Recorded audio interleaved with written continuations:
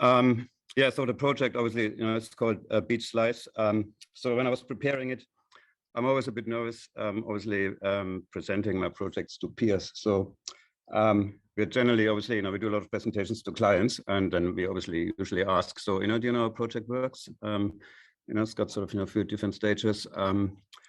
And they say no, and then, obviously, sort of, you can impress them, but obviously I don't have to sort of impress you with that knowledge. So, but I thought I might as well just sort of run it through, go through the different projects, run through it as I'm going through the different project stages.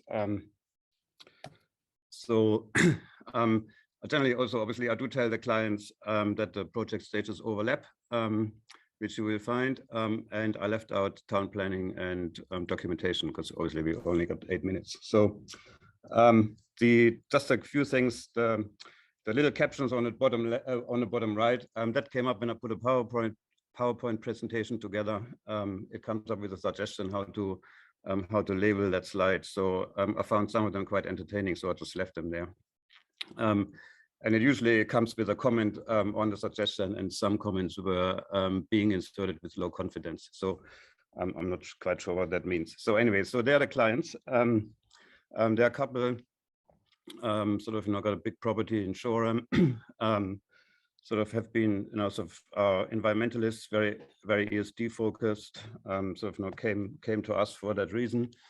And obviously, sort of in the earlier discussions about the project, we said, look, if you really want to reduce your carbon footprint, then you probably shouldn't build a second house. So there were sort of interesting discussions, but sort of obviously sort of moving on from there. Obviously, we do acknowledge the sort of the social the social and the sort of historic and cultural context sort of that we're living in. So yeah, so the property itself is near the beach, $4 million property, and then the question is, how do you develop a beach house? Sort of, on such an expensive, in such an expensive place, which is sort of, very attractive.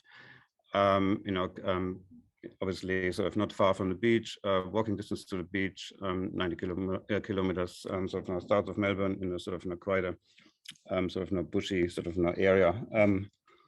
So, I guess the first thing for us was to actually look at the. Just a second.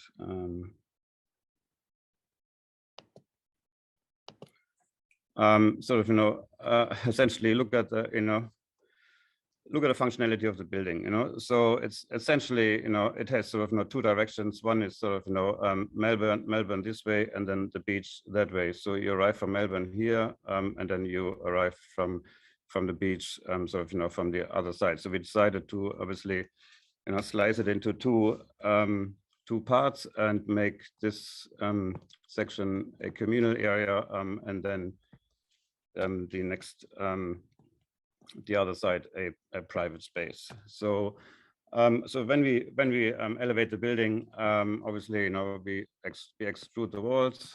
But what we then decided, what we wanted always a very compact building, and obviously sort of, some different spatial qualities within that sort of compactness. So we decided to drop the floor, drop the wall, lift up the walls, and then that sort of created that sort of spatial complexity within a sort of very simple building form, as you can sort of see here. Then you sort of you get a sunken lounge room with a lower ceiling, which is sort of more cozy, and then a sort of more open area, which is sort of more active and more communal. And then that obviously also then sort of generated the building form by twisting the two roofs, and allowed us to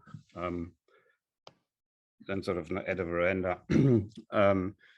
Which sort of then basically forms the entrance to our building.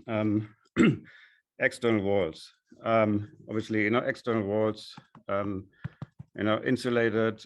They provide windows with view and access, etc. But what we wanted is actually want to do more with the walls. So we had sort of the idea of making them habitable, extruding them sort of into the inside, and that would obviously add a lot of functionality to the external walls. So you can, as you arrive here, you can drop your stuff there. You can sit there, you can commune. You got views out, you have hatches for ventilation, you have access, you have cupboards for storage, etc. So there's a lot we can do with the external walls. So we decided to build them in LVLs to get the depth, so to make them usable. We actually were going to leave them natural, but then we found that all the LVLs were colored, and we thought it was sort of a fungus protection method, but it was actually just a branding thing that sort of distinguished the two competitors in the LVL market. So that obviously pissed us off a little bit, but we got over this and ended up sort of painting the LVLs, which kind of sort of went with the whole sort of ethos of building a beach house, which is actually not too sort of not too precious and more casual. So you see all the imperfections, which is sort of obviously sort of helped us sort of articulating sort of our building. And then obviously what you get is that through that depth you get sort of light coming in here, and then as you walk around you get sort of views of the outside. Then obviously the LVLs then obviously also worked as a structure for really what you could call a curtain wall system for the external glazing.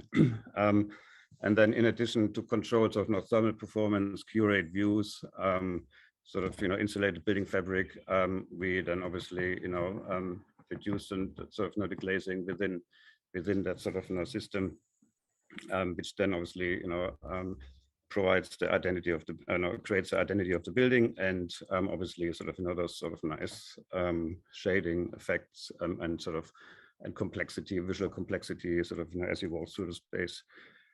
And then obviously in addition, I mentioned the curtain wall. The wall really is a curtain wall, so we introduced curtains then obviously allow you to transfer the space from a more open space into a enclosed and cozy area. This is the yoga rooms. Oops, sorry. 1 minute remaining. Yeah, thank you. Yoga room, open and closed. Master bedroom, open and closed. Ventilation hatches, obviously separating views from ventilation, so they're insulated timber hatches that work for ventilation.